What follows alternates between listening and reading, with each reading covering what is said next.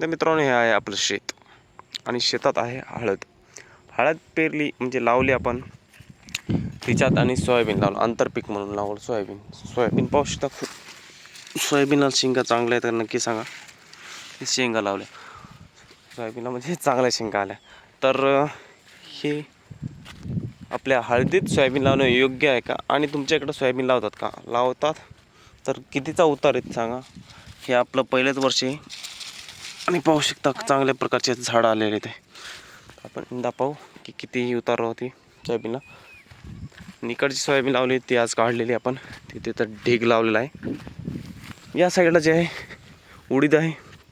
ते आपले फळाचे झाडं आहेत सगळे, झेंडूचं झाडं, फळाचे, आंब्याचे, पेरू आणि चिकू, पपई, लिंबू असे बरेच काही झाडं आहेत. आणि जे आपलं शेत आहे ते पट्टा दिसते, झाड दिसते का मोठं, तिथं वृक्ष शेत आहे.